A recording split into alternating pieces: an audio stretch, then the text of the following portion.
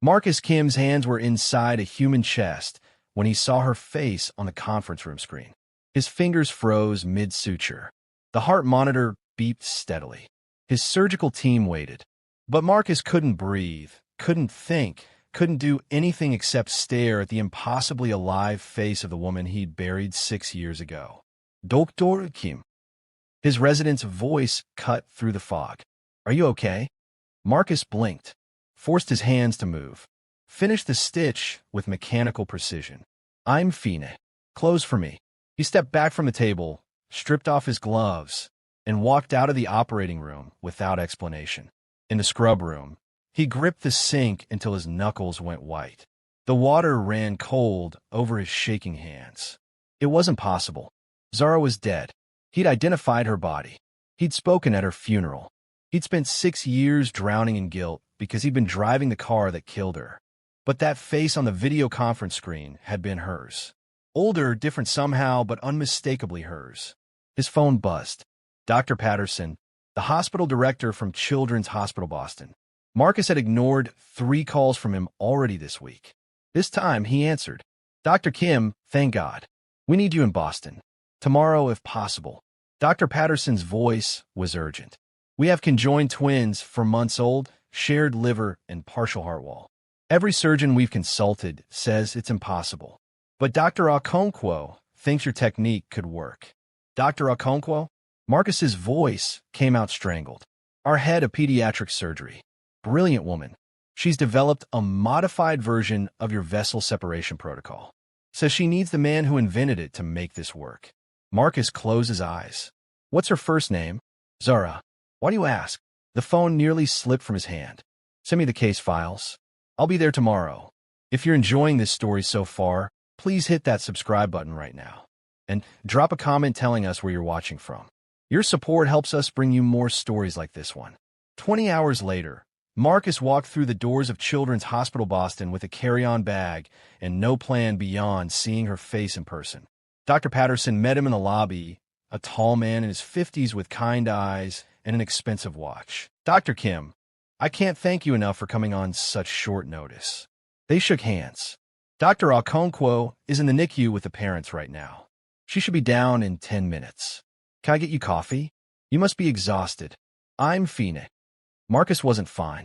His heart was racing faster than it had during his first solo surgery. Tell me about her. Dr. Okonkwo. Dr. Patterson's face softened in a way that made Marcus's stomach drop. Zara is remarkable. She joined us 4 years ago. Came from a small hospital in Portland with limited credentials, but extraordinary skill. She had some kind of accident, complete memory loss before age 26. Had to relearn everything, even finish medical school a second time. Marcus felt the floor tilt. Memory loss? Total amnesia. She doesn't remember anything before waking up in that Portland hospital 6 years ago. Dr. Patterson checked his watch. She's the strongest person I've ever met. Building a whole life from nothing, becoming a surgeon again. That's why He paused, looking almost embarrassed. That's why I asked her to marry me last month. We're engaged. The words hit Marcus like a physical blow. He must have made a sound because Dr. Patterson looked at him with concern. Dr. Kim, are you all right? Jet lag. Marcus managed. Just need a moment. Before Dr. Patterson could respond, the elevator doors opened and she stepped out. Zara. She wore blue scrubs and had her hair pulled back in twists. She was thinner than he remembered, with faint scars along her left temple that hadn't been there before. But her eyes, dark and intelligent and fierce, those were exactly the same. She walked toward them with confidence, her hand extended. Dr. Kim, I'm Dr. Zara Okonkwo. Thank you so much for coming. I've read every paper you've published on microvessel separation. Your work is incredible. Marcus took her hand. Her skin was warm. Real. Alive. Dr. Okonkwo, please call me Zara. She smiled, and Marcus felt something crack inside his chest. That smile. He dreamed about that smile for 6 years. I know this is unconventional, but when I saw the twin scans, I immediately thought of your technique. The way you preserved tissue integrity in the Dallas case. It's the only approach that might work here. She didn't recognize him. Not even a flicker. Marcus had spent 6 years haunted by her face, and she looked at him like a complete stranger. "I'd like to see the patients," he said. "Of course." Zara started toward the elevator. Dr. Patterson followed. "I should warn you, it's complicated. The twins share more than the initial scans showed. But there's something about the vascular pattern that reminded me of a technique I developed in medical school. I can't quite remember where I learned it, but it feels familiar." Marcus stopped walking. "What do you mean?" Zara turned back, her expression puzzled. "I don't know exactly. Sometimes I get these feelings like muscle memory. My hands know things my brain doesn't remember. Does that sound strange?" "No," Marcus said quietly. "It sounds like you're a talented surgeon." The twins were tiny, impossibly fragile, connected at the chest in a way that made Marcus's medical brain calculate odds while his heart ached at their vulnerability. Baby Maya and baby Mia, 4 months old with dark curls and matching expressions of sleepy confusion. Their mother, Mrs. Johnson, sat beside the incubator, her eyes red from crying. "Everyone keeps saying it can't be done, that we have to choose which one lives." "We're not choosing," Zara said firmly, crouching beside her. "Dr. Kim and I are going to find a way to save both your daughters." Marcus watched Zara with the mother, the gentleness in her voice, the certainty. It was exactly how she'd talked to patients before, when they were in medical school together, when they dreamed of changing medicine together, when he'd loved her so completely that losing her had nearly destroyed him. "Dr. Kim." Zara was looking at him expectantly. "What do you think?" He forced himself to focus on the scans. "The liver separation is manageable, but this heart wall attachment, the shared pericardium, that's the challenge. That's where my technique comes in." Zara pulled up a tablet, showing him diagrams. "If we create a synthetic barrier using grafted tissue, and then use microsutures to..." Marcus stared at the diagram. It was his technique. The exact method he and Zara had theorized 7 years ago during a late-night study session. They'd never published it because the technology hadn't existed yet. Only 2 people in the world knew this approach. "Where did you learn this?" His voice came out sharper than intended. Zara looked surprised. "I don't know. I told you, sometimes things just come to me. Like I said, muscle memory maybe?" She hesitated. "Why? Is something wrong with it?" "No." Marcus's throat was tight. "It's perfect. It's exactly right." Dr. Patterson checked his watch. "I hate to interrupt, but I have a board meeting. Zara, will you show Dr. Kim to his hotel? We've set him up at the Marriott downtown." "Actually," Zara said, "I was hoping Dr. Kim might stay for dinner. We should discuss the surgical plan in detail." She looked at Marcus. "If you're not too tired?" Every logical part of Marcus's brain screamed that this was a terrible idea. But he heard himself say, dinner would be good. Dr. Patterson kissed Zara's cheek before leaving.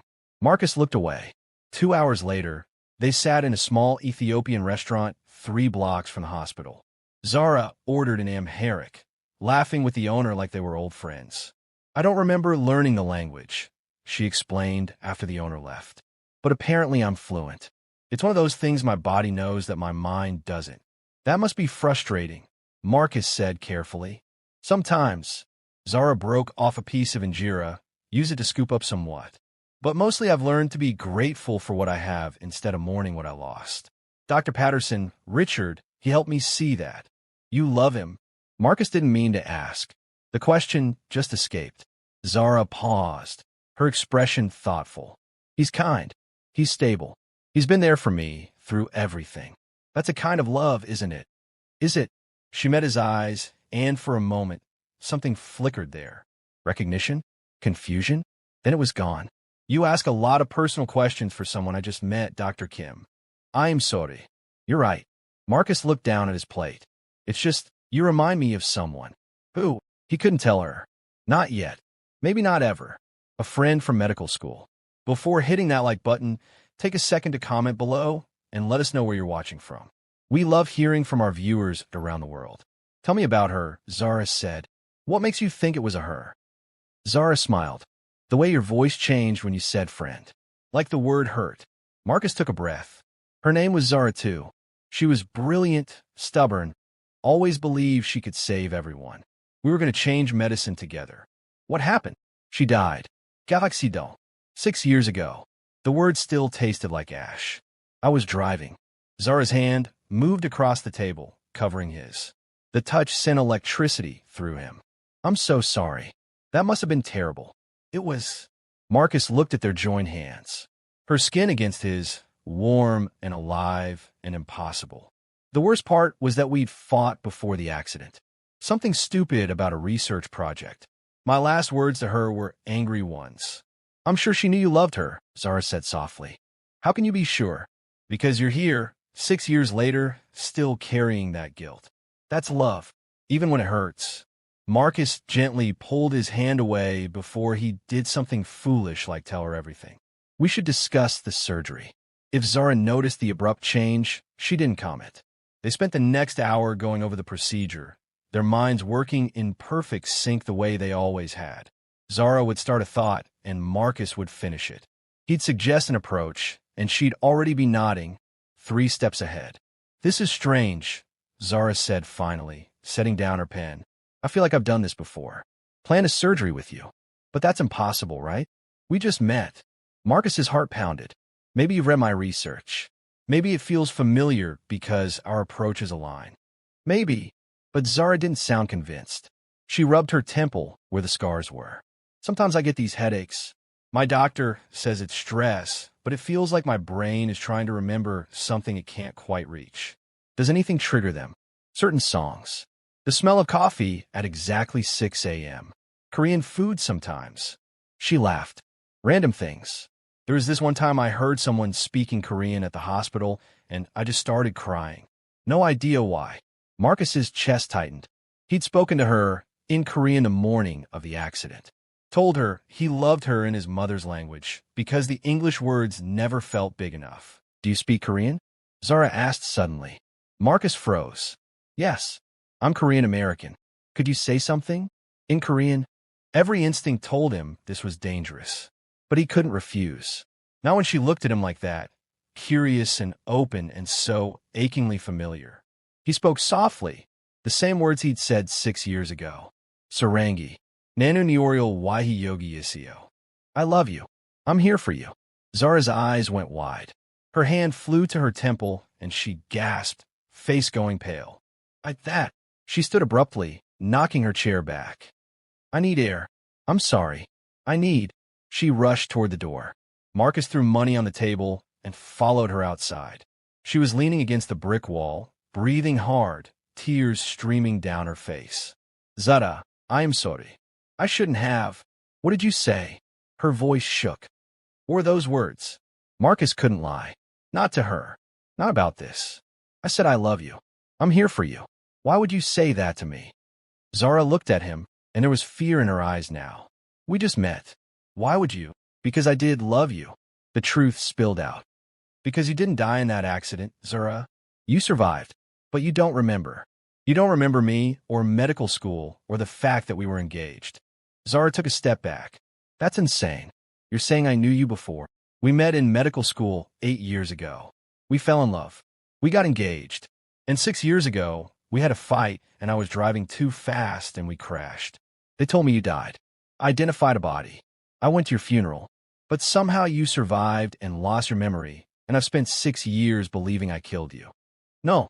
Zara shook her head. No, that's not possible. I would know. I would feel something. You do feel something. Marcus moved closer. That technique you can't remember learning? We developed it together. Those headaches you get around Korean food and Korean language? That's your brain trying to remember. And the way we work together tonight, finishing each other's thoughts? That's muscle memory too. That's us. Stop. Zara's voice broke. Please stop. I'm engaged. I have a life. I can't. You can't just show up and tell me I had this whole other existence. I know. I'm sorry. I wasn't going to tell you. But Zara, when you asked me to speak Korean, when you looked at me like you were remembering something, Marcus ran his hands through his hair. I thought you deserved the truth. The truth. Zara laughed, but it sounded more like a sob. The truth is I'm supposed to marry Richard in 3 months. The truth is I'm about to perform the most important surgery of my career. The truth is I can't handle this right now. I understand. Do you? She wiped her eyes angrily. Because I don't. I don't understand how you could keep this secret even for a few hours. I don't understand how I'm supposed to work with you knowing this. I don't understand anything anymore. Marcus's phone buzzed. Then Zara's. They both looked at the screens. Dr. Patterson. Emergency. The twins were crashing. They ran back to the hospital without speaking. In a NICU, alarms blared. Baby Mia's heart rate was dropping. Her tiny face had gone blue. Talk to me, Zara commanded the resident on duty, all emotion gone from her voice. Pure surgeon now. Cardiac distress. The shared wall is putting too much pressure on Mia's side. If we don't separate them now, we'll lose her. We're not ready, the resident protested. The surgical plan isn't finalized. Zara looked at Marcus. In that moment, everything else fell away. The past, the present, the impossible situation they were in. There were only 2 babies who needed them. We do it now, Marcus said. Emergency separation. We won't get another chance. Agreed. Zara was already moving. Prep or 2. Get Dr. Patterson here. Call in every specialist we have. We got 20 minutes to save both these girls. The next 18 hours blurred together in a haze of blood and sutures and impossible decisions. Marcus and Zara worked side by side, their hands moving in perfect synchronization. When Marcus needed an instrument, Zara handed it to him before he asked. When Zara hesitated over a complicated vessel, Marcus was already there with the solution. Dr. Patterson assisted, but even he noticed the uncanny connection. It's like you two have been operating together for years, he murmured at hour 12. Marcus met Zara's eyes over their masks. She looked away first. At hour 15, they hit a crisis. The shared heart wall was more complex than the scans had shown. One wrong cut, and both babies would die. I can't see the separation point, the assisting surgeon said. The tissue's too damaged. Zara's hands hovered over the tiny chest. There's a technique. I can almost remember it. Something about using the natural tissue planes to guide the cut. The Henderson method, Marcus said quietly. But that's not published yet. The only people who know it are us. Zara finished. She looked at him, and this time she didn't look away. We developed it together, didn't we? Yes. Her hands started moving. Confident now. Sure. Tell me what to do. Like you did before. Like we used to. And Marcus did. He guided her through the technique they'd created together in a different lifetime, his voice steady, her hands unwavering. They moved like dancers, like partners, like 2 halves of the same whole. If you're still watching, you're amazing. Don't forget to like this video and tell us in the comments where you're from. We're halfway through, and it's about to get even more intense. At hour 18, baby Maya took her first independent breath. 5 minutes later, so did baby Mia. Separate. Alive. Perfect. The or erupted in cheers. Dr. Patterson hugged Zara, lifting her off her feet. You did it. You saved them both. But Zara was looking at Marcus over Richard's shoulder. We did it, she said softly. Together. In the surgeon's lounge, Marcus stripped off his bloody scrubs. His hands shook from exhaustion and adrenaline. 18 hours of surgery. 2 babies alive who shouldn't be. And the woman he'd loved standing 10 feet away, staring at him like he was a puzzle she couldn't solve. Dr. Patterson had gone to update the parents. They were alone. I remember something, Zara said quietly. During the surgery, when we were separating the pericardium, I remembered your voice talking me through a practice suture. We were in a lab, late at night. You were teaching me the Henderson method. Marcus's throat went tight. That was 7 years ago. Our second year of medical school. I remember the smell of the coffee you made. Too strong, no sugar. I remember arguing with you about the angle of the cut. Zara's voice cracked. I remember you kissing me when I finally got it right. Zara, I'm engaged to Richard. She said it like a defense, like a shield. He's a good man. He helped me rebuild my life from nothing. I owe him everything. You don't owe anyone your life, Marcus said. Not him, not me. Whatever you choose, it should be because you want it, not because you feel obligated. What do I want? Zara laughed bitterly. I don't even know who I am. I spent 4 years building Zara, a conquo from scratch. And now you're telling me I was someone else.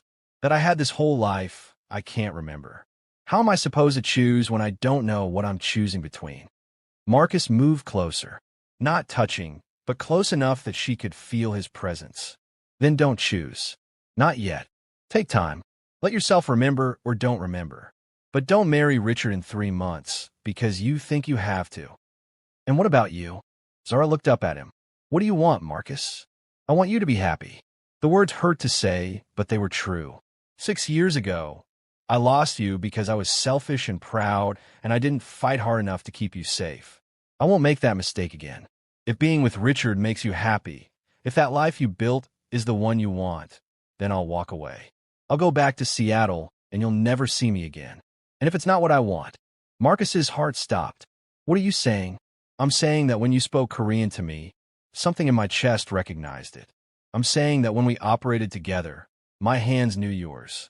I'm saying that I've been with Richard for 4 years, and he's never made me feel the way I felt in that or with you. Zara's eyes filled with tears. I'm saying I'm terrified because I think I'm falling in love with you, and I don't even know if it's real or just my body remembering something my mind can't. It's real. Marcus reached out, cupped her face gently. Memory or instinct or something new, it doesn't matter. What you feel right now, that's real. I need time, Zara whispered. I need to talk to Richard. I need to figure out who I am, who I was, who I want to be. Can you give me that? I've waited 6 years. I can wait longer. Zara leaned into his touch for just a moment, then stepped back. I should go. The parents will want to see me. She walked to the door, then paused. Marcus? That fight we had, before the accident. What was it about? Marcus smiled sadly. You wanted to take a fellowship in Boston. I wanted you to stay in Seattle with me. I told you that you were choosing your career over us. And what did I say? You said that loving someone doesn't mean sacrificing your dreams. You said if I really loved you, I'd support you no matter where you went. Marcus's voice dropped. You were right. And I was too proud and stupid to see it. Zara nodded slowly. She sounds like someone I'd like to remember being. She was extraordinary, just like you are now. After she left, Marcus sank into a chair, buried his face in his hands. His phone buzzed. A text from Dr. Patterson. The parents want to thank you both. Press conference at 9 a.m. This surgery is going to change everything. Marcus looked at the message and thought about everything that had changed in the last 24 hours. He'd come to Boston expecting to consult on a surgery. Instead, he'd found the woman he'd mourned for 6 years. He performed a miracle operation with her, and he watched her walk away, not knowing if she'd come back. But for the first time in 6 years, he had hope. Real, terrifying, beautiful hope. The door opened. Zara stood there, still in her scrubs, her eyes red. I broke off my engagement, she said. I told Richard the truth. About you, about the memories, about everything. He deserves someone who can love him completely. And I can't do that when my heart is trying to remember someone else. Marcus stood. Zara, I don't remember loving you. She crossed the room until she stood inches from him. But I want to learn how. If you'll teach me.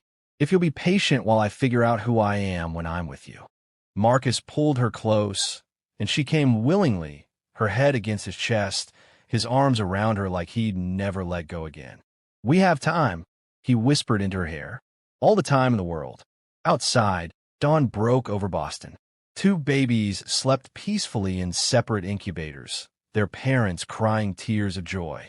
And in a quiet surgeon's lounge, 2 people who'd found each other twice began the careful work of building something new from the pieces of what they'd lost.